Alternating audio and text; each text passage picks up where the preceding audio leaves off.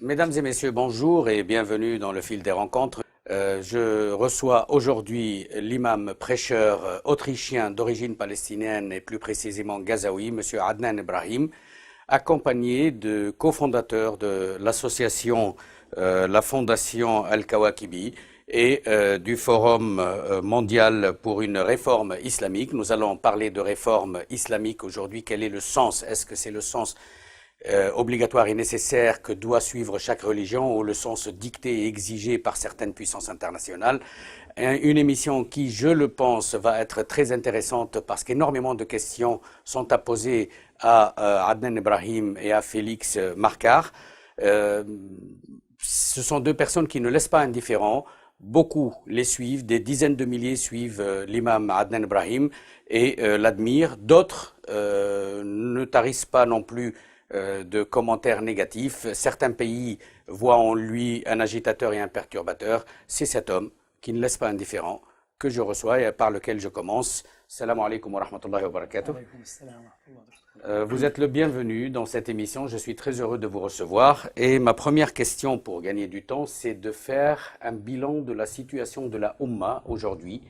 Quelle est la situation de la Oumma dans le contexte actuel particulièrement? Bismillah ar-Rahman ar-Rahim, alhamdulillah, wa salatu wa salam ala rasulillah. في الحقيقة هذا السؤال يثير مكان من الأسى réalité, cette question nous amène à nous poser ou à ressentir une certaine gêne lorsque nous observons la situation. Nous apercevons que nous allons vers de plus en plus de guerres confessionnelles, des guerres qui risquent d'éclater et de mettre à mal le minimum de stabilité qui existe dans nos pays arabo-islamiques. C'est une situation particulièrement tragique et qui s'accompagne d'un sentiment de colère et d'échec après ce qu'il s'est produit dans ce que l'on a appelé les révolutions du printemps arabe. Certaines de ces révolutions ont été avortées en réalité. Certaines ont pris une toute nouvelle tournure, très agressive, très violente. Donc, c'est une situation qui a amené à une situation inouïe qui est celle de l'apostasie de milliers de jeunes musulmans ou de milliers de personnes qui commencent à se déclarer athées. C'est une situation tout à fait inquiétante. Vous venez de dresser un tableau peu optimiste, très noir même, et qui incite à l'inquiétude, mais également pour les gens responsables qui incitent à une réaction immédiate pour savoir comment remédier à ce que vous nous annoncez, parce que ce n'est plus une prédiction, c'est pratiquement une certitude. Comment faire face? Et une deuxième question, quelle est l'origine? Pourquoi nous sommes arrivés à cette situation? Pourquoi en est-on là aujourd'hui? Je pense que parmi les facteurs qui nous ont amenés jusque-là sont nombreux. Tout d'abord, il existe des facteurs liés à la vie politique dans le monde arabe. Et c'est tout d'abord le problème de la démocratie, des obstacles qui ont été posés contre la démocratie, qui entravent la démocratie. Il y a eu un véritable avortement de tout espoir de démocratie que portaient ces dernières révolutions que nous avons appelées les révolutions du printemps arabe. Les régimes, ou les modes de régime, si vous voulez, les systèmes qui existent en sont à l'origine, mais il y a aussi la pensée religieuse qui se base sur le refus de l'autre, le refus de l'opinion de l'autre, les problèmes de discrimination et au contraire l'absence de discrimination entre ce qui est religieux et ce qui est culturel et social. Tout a été mélangé. La religion aussi a été trop mêlée à la politique. Et c'est une situation historique très ancienne.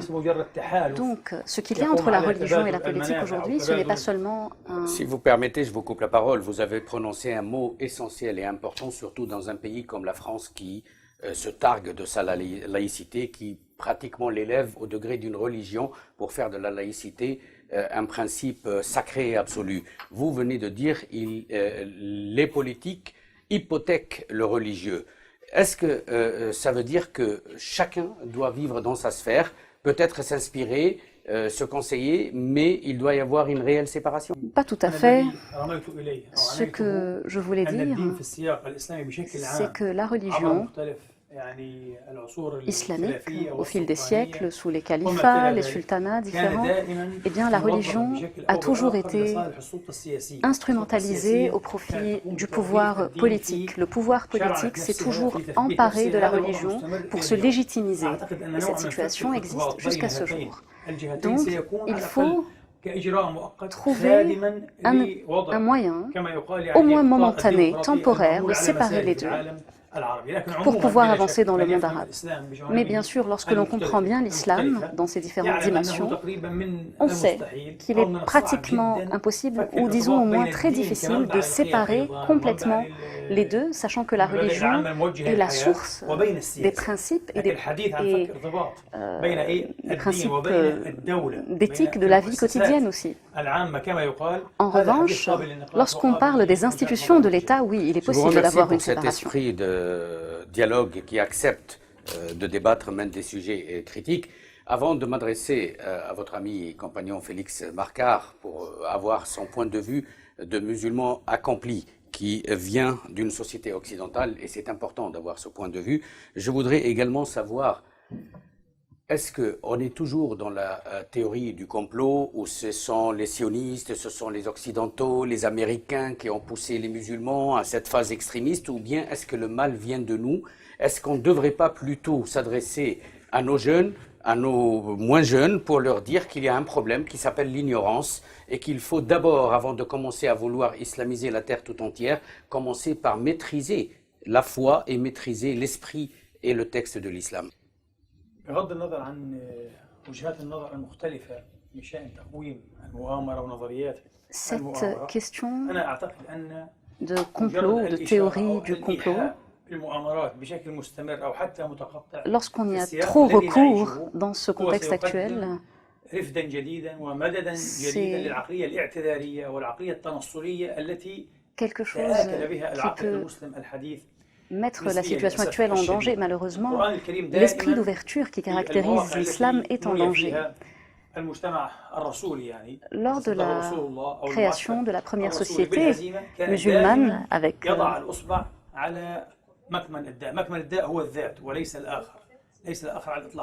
sur le problème endogène, sur ce qui venait de l'intérieur.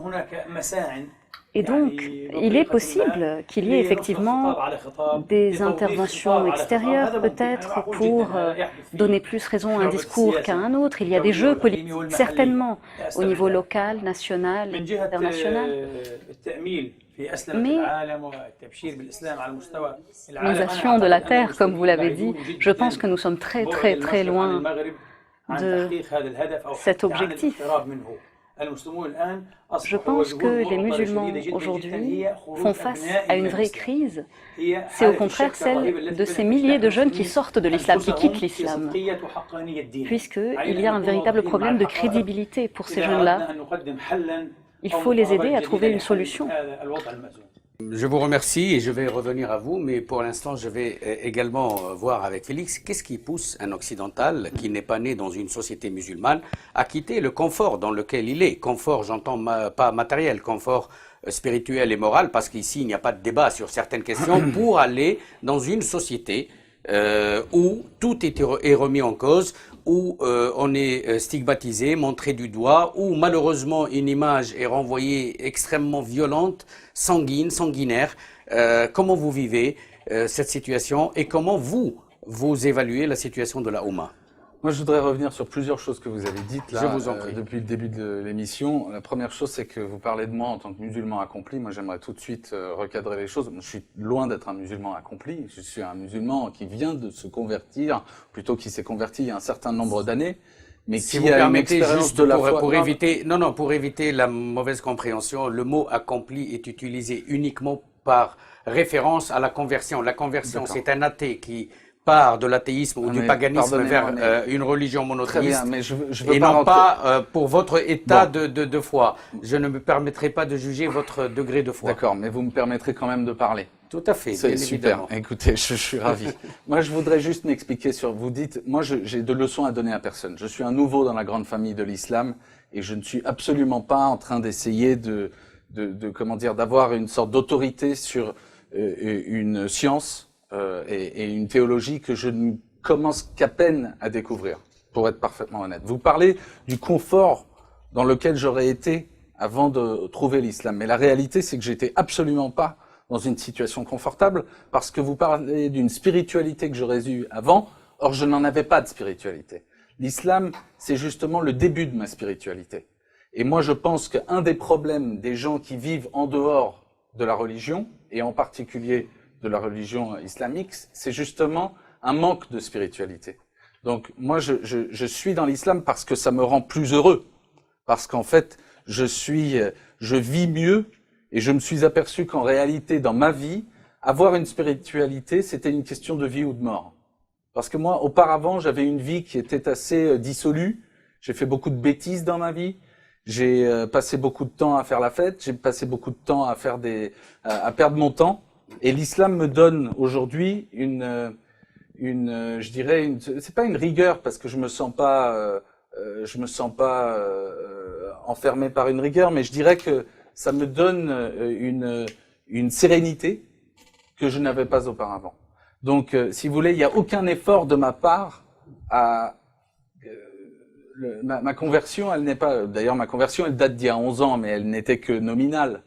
Ma spiritualité que j'ai depuis à peu près 1 an, et ma rencontre avec l'islam, elle tient au fait que justement, je me suis converti il y a 11 ans, et que lorsque j'ai commencé à croire réellement en Dieu et à avoir une spiritualité, j'ai commencé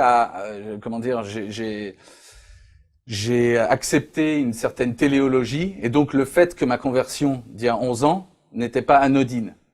Donc pour moi, c'était naturel de me retrouver et d'avoir ma conversation en fait avec Dieu par le biais de l'islam. Si vous me permettez d'expliciter ma question, vous comprendrez pourquoi je vous ai parlé de confort, dans le sens où aujourd'hui le musulman en Europe se sent mal à l'aise, vit très mal dans ce pays. Pourquoi? Parce que l'image qui lui est renvoyée au quotidien par les médias, et je ne dis pas que les médias sont responsables ou soient responsables de cette situation, mais l'image est négative, l'image d'attentats, l'image de violence. Donc le musulman aujourd'hui ne vit pas dans un confort dans la société occidentale. Je ne parle pas dans la société musulmane. C'est pour cette raison que je vous ai posé la question, non pas sur votre plan personnel et spirituel. Non, mais j'aurais tendance à répondre à cela. Il y a plusieurs choses. D'abord, en effet, c'est pas facile d'être un musulman en Europe. Il y a pas photo là-dessus. En revanche, il faut être clair. Le réflexe de distanciation naturel que nous, musulmans modérés, avons lorsqu'on entend parler d'un acte barbare commis par des gens qui se réclament de notre belle religion. Ce réflexe de distanciation, il est normal, mais il est, à mon avis, d'une part fallacieux intellectuellement et deuxièmement contre-productif. Parce que c'est notre rôle. Moi, j'ai envie de dire aujourd'hui que, en tant que musulman modéré, j'ai envie de confronter les gens en dehors de l'islam, en Europe par exemple, qui attaquent l'islam de manière déraisonnable et qui font subir aux musulmans une pression, un regard désagréable, etc. Vous allez être servi ce soir, ou le jour où nous enregistrons cette émission, vous recevez quelqu'un qui joue très bien ce rôle, c'est Alain Finkielkraut, et vous allez pouvoir lui apporter peut-être la contradiction, ou au moins entendre ceux qui vont lui apporter. Parce que les musulmans modérés, ils n'ont pas peur de parler avec des gens qui sont critiques de l'islam. C'est au-delà de la critique, Alain Finkielkraut. C'est pas le problème. Nous, on n'a pas un intégriste de l'anti-islamisme. Écoutez, moi je vous laisse la responsabilité du propos. Je suis responsable. Non mais très bien. Moi je vous réponds que les musulmans modérés n'ont pas peur de parler avec Alain Finkielkraut. Ils n'ont pas peur de parler avec Éric Zemmour. Ils n'ont pas peur de parler avec qui que ce soit. Ça, on l'a bien compris. Voilà. Moi, par contre, je voudrais poser la question aujourd'hui. Est-ce que ce n'est pas aussi ce type de débat? Je sais que c'est une question un peu piège parce que, quel que soit l'angle d'où on la prend, elle est un peu embêtante. Est-ce qu'aujourd'hui, les musulmans doivent apporter une réponse ou doivent participer à un débat? Je pense que oui. Mais est-ce qu'ils doivent le faire parce que la société dans laquelle ils sont fait pression par tous les moyens qu'elle a, politiques et médiatiques, ou bien est-ce qu'ils doivent le faire parce que c'est un ordre intimé par Dieu de discuter avec l'autre Comment placer, pardon, non, mais c'est pas, moi je peux vous répondre, c'est pas la société qui nous force à parler avec qui que ce soit. Oui, mais c'est pas la France, c'est pas le gouvernement français, je m'en fous complètement de ce qu'il pense le gouvernement français. On est sur un plan non, européen. mais ok, moi je m'en fous de tout ça, c'est pas pour ça, c'est en tant que musulman. Oui. Moi j'estime que notre responsabilité en tant que musulmans modérés, c'est de dire à tous les guignols, qu'ils soient d'ailleurs en dehors de l'islam et critiques de la religion musulmane, ou au sein de notre religion. Et pour moi, ceux-là sont beaucoup plus dangereux aujourd'hui. Parce que vous parlez d'Alain Finkielkraut et ça vous fait, visiblement, il vous agace. Moi, je suis beaucoup plus agacé par Daesh que par Alain Finkielkraut. Mais c'est important. Si vous permettez, vous placez deux choses totalement différentes. Il y a un philosophe, un penseur qui je vais parle, vous expliquer. Et il y a le problème aujourd'hui, le problème des musulmans, justement, c'est mon propos. Aujourd'hui, les musulmans modérés, ils sont coincés, ils sont en tenaille. J'aime pas ce terme de musulmans modérés, non vous très bien. Parce que où on est musulman, on l'est pas. Les musulmans, aujourd'hui, sont pris en tenaille par des gens en dehors de la religion qui critiquent l'islam, et deux, par des fous qui prennent en otage notre religion. Une question, et là je m'adresse à M. Adnan Ibrahim. Il y a des gens qui prennent en otage la religion musulmane par des actes et non pas seulement par des paroles ou des discours ou des prêches, bien que les discours et les prêches soient de la même nature que les actes. Si on prend des organisations comme Daesh ou d'autres organisations de takfiristes, djihadistes qui sont en train de changer l'image de l'islam à travers le monde, est-ce qu'il n'y a pas une contradiction avec le verset coranique quand nous, musulmans normaux, on prêche un discours de paix كبر مقتا عند الله أن تقولوا ما لا تفعلون. Je suis d'accord avec vous, l'islam est pris en otage par ces minorités qui sont quelque chose de tout à fait exceptionnel et qui ont dévié des minorités totalement déviantes. Il s'agit de groupes ou d'organisations qui n'ont pas de référence religieuse véritable. Il n'y a pas de véritable référence religieuse.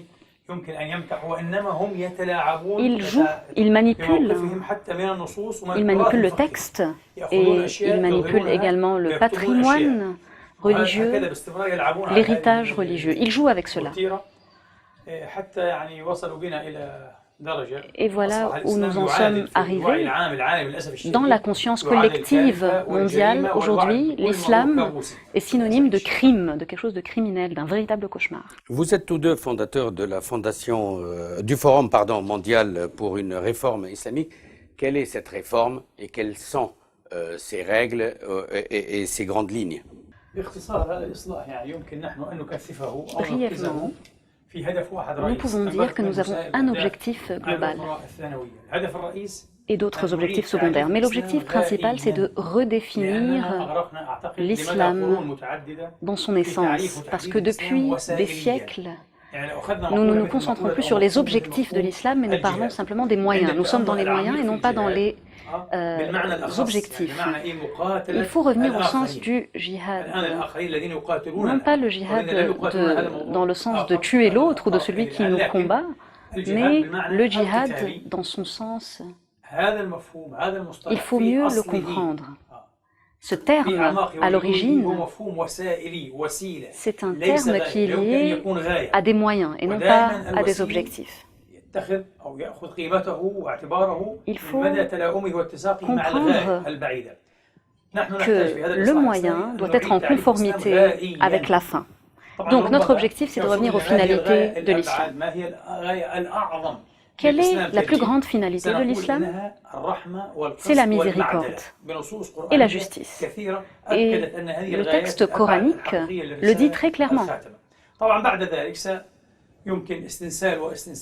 Par ailleurs, nous pouvons déduire un certain nombre d'autres objectifs, d'autres finalités qui rentrent dans ce cadre, dans le cadre de cette réforme. Chaque fois qu'un musulman veut lancer une pensée de réforme de la perception ou de la compréhension de la foi et des préceptes religieux, tout de suite, vous avez des voix qui s'élèvent pour dire il est manipulé, on lui impose, il n'est pas musulman. On va même jusqu'à le traité de mécréant, takfir, Et pourquoi? Pourquoi? Parce qu'il y a un manque, une sorte de manque absolument dramatique d'éducation dans le monde musulman, tout simplement. On est dans un, je vous rappelle quelques chiffres quand même. Aujourd'hui, dans le monde musulman, les pays arabes, non pas les pays musulmans, mais les pays arabes ont 3 fois plus de chômeurs que les autres pays du monde, que la moyenne mondiale. Les pays arabes traduisent beaucoup moins de livres en arabe que la plupart des pays du monde. On est à 4 fois moins de livres traduits en arabe chaque année qu'en grec. Je l'ai déjà dit ici. Donc déjà, il y a d'abord un manque d'éducation qui mène au complotisme.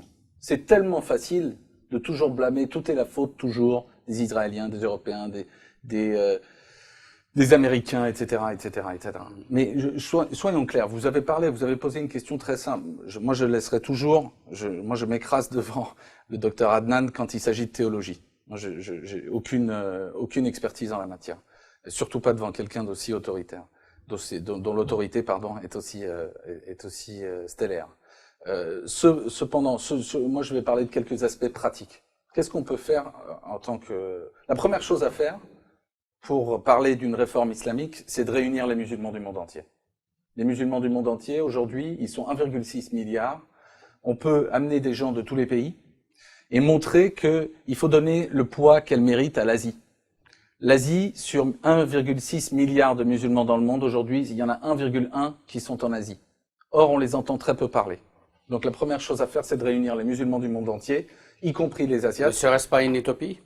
Non, il faut pas tous les amener dans un endroit. Hein. Non. Je veux dire, je pense que amener quelques personnes, amener une représentation significative des musulmans d'Asie dans un forum mondial va avoir un impact.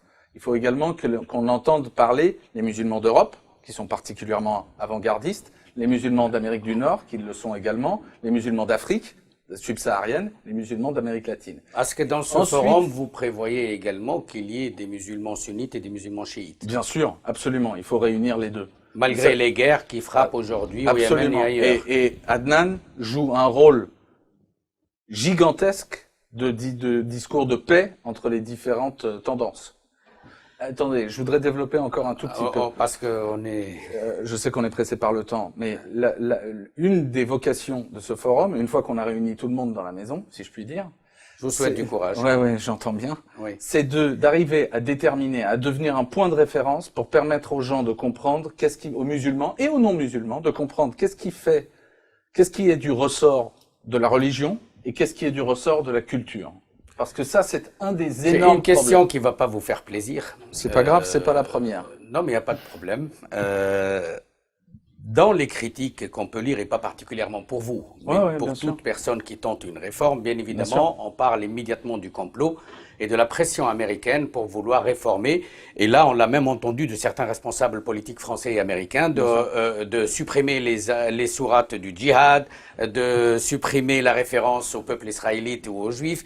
Je veux dire, moi, je ne rigolerai pas beaucoup. Pourquoi? Parce qu'en France, ils y sont arrivés en faisant supprimer des éditions de la Bible toute référence qui déplaisait. Donc, est-ce que il n'y a pas un risque réel, puisque c'est arrivé pour le Coran et l'islam? Alors, de toute façon, ceux qui disent alors moi j'insiste sur les mots. Oui. Il ne s'agit pas de réformer l'islam. L'islam n'a pas à être réformé. Il s'agit de poursuivre la pensée, de poursuivre un effort qui a été initié il y a plus de 100 ans par Mohamed Abdou, par Al-Kawakibi, par Iqbal. Il s'agit de prolonger cet effort aujourd'hui, ok? Et il s'agit en aucun cas de remplacer, de supprimer des versets, de faire plaisir aux Américains. Il s'agit pas de changer les textes. Il s'agit pas de les modifier. Il s'agit pas d'enlever des versets. Il s'agit, au contraire, et ça Adnan pourra renchérir là-dessus, il s'agit de se reconcentrer sur les textes. Donc, dans cette réforme de la pensée islamique, je pense qu'il y a eu plusieurs mouvements à travers l'histoire qui ont permis aux musulmans d'avancer dans le temps et de réformer leur mode de pensée et de perception des textes et des références islamiques. Aujourd'hui, cela pose énormément de difficultés parce que malheureusement, ce qui est appelé Oumma théorique, parce qu'elle est tellement divisée qu'on se demande où se trouve la Oumma, a beaucoup d'écoles de pensée et qui, beaucoup d'entre elles s'opposent à toute réforme parce qu'ils ont peur qu'il y ait des influences extérieures. C'est ce que je viens de poser comme question à Félix Marcart. Et je lui ai dit que beaucoup accusent les États-Unis de vouloir changer le Coran, et ce n'est pas une vue de l'esprit, c'est également des demandes d'hommes politiques en France et ailleurs qui veulent supprimer les sourates sur le djihad. Est-ce que, je sais que votre mission de réforme n'est pas facile, mais comment vous pouvez faire un travail pédagogique pour faire comprendre que l'islam, comme l'a dit Albert Meyer Chennouf Meyer, le papa d'un soldat français tué par Mohamed Merrah, qui dit tous les musulmans, parce que dans l'islam, les gènes de l'islam portent la violence, tous les musulmans sont des nazis islamistes. Article publié hier. يعني يبدو أن هناك مجموعة أسئلة متداخلة. سأترك جزء التعليق ربما على الكلام منذ البداية، وسأقول طبعا نحن علينا كما يقال أن نمضي في الطريق avancer, armés de tous les moyens qui sont à notre disposition. Mais en tous les cas, tout mouvement réformateur n'est jamais dès le départ au niveau de la Oumma. C'est un mouvement qui commence à un niveau plus petit, si vous voulez, pas directement au niveau de la Oumma tout entière. Alors, la réforme islamique doit commencer de l'intérieur de la sphère islamique, en prenant le discours islamique connu, traditionnel que nous connaissons. Nous devons travailler sur ce discours traditionnel et ensuite nous pouvons avancer. C'est-à-dire, il y a de très nombreuses réformes qui ont été avortées dans l'œuf. Pourquoi ? Parce que ces mouvements venaient de l'extérieur de cette sphère islamique, effectivement. Ce ne sont pas des savants musulmans qui les ont pris en charge et ce ne sont pas des savants musulmans, des érudits musulmans qui ont la connaissance du patrimoine et de l'héritage islamique avec ces mécanismes différents. Il faut que ça commence par là et ensuite on peut créer de nouveaux mécanismes. En tous les cas, moi je suis optimiste. Malgré la situation très complexe que connaissent les musulmans aujourd'hui, ces musulmans justement vont se retrouver obligés d'accepter le discours de la réforme.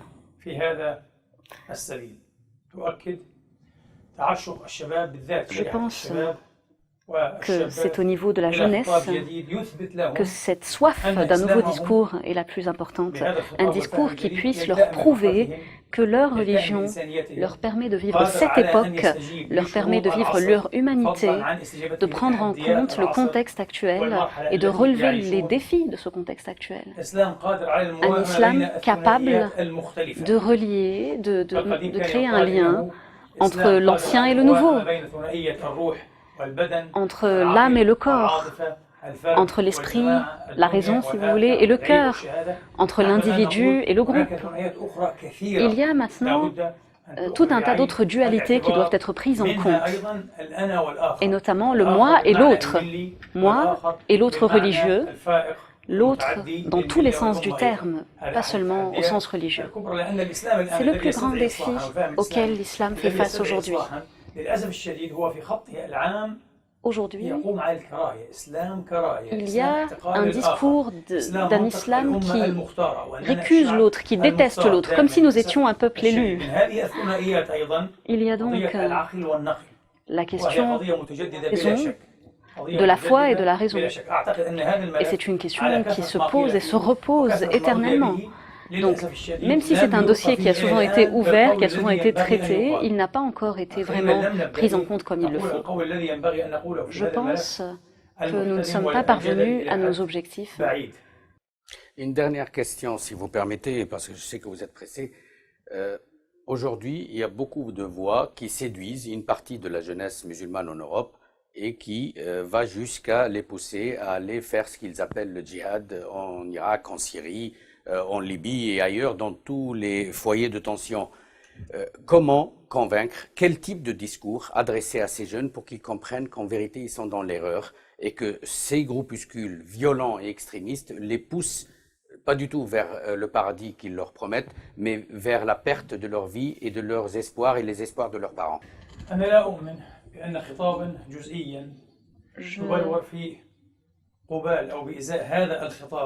Je crois que nous ne pouvons pas simplement construire un petit discours, un discours tronqué pour faire face à un autre discours tronqué, lent et agressif. Le vrai défi, c'est de cristalliser une générale, comprendre dans son essence. Cette pensée n'existe pas, ou presque. Nous ne sommes que les pratiques religieuses et plus du tout dans la pensée religieuse. Les finalités ont été oubliées. Je pense qu'il faut cristalliser, recréer cette compréhension globale de l'islam. Ce sera un plan de sauvetage, si vous voulez, pour tous ces jeunes. Et je pense que si nous ne bougeons pas, si nous ne nous activons pas maintenant, tout ici et maintenant, ça n'ira pas. J'ajouterais un commentaire par rapport à ça. Je pense que là où Adnan est extrêmement fort et juste, c'est que les réponses qui sont apportées à ce problème de la radicalisation des jeunes et de leur fuite vers l'Irak. En Europe, la réponse souvent qu'on recherche, elle est areligieuse. Vous avez parlé tout à l'heure de laïcité quasiment déifiée, etc. On appuie beaucoup sur ce bouton-là, si je puis dire, pour répondre à la radicalisation des jeunes. Or, là où Adnan est à mon avis très fort, c'est que la plupart des réformistes qui ont un discours sur le fondamentalisme sont en fait ont un discours qui n'est pas religieux, qui n'est pas théologique. Or, en réalité, pour contrer le fondamentalisme, il faut du théologique. Merci. Merci à mes deux invités, Adnan Brahim et Félix Markar. Merci.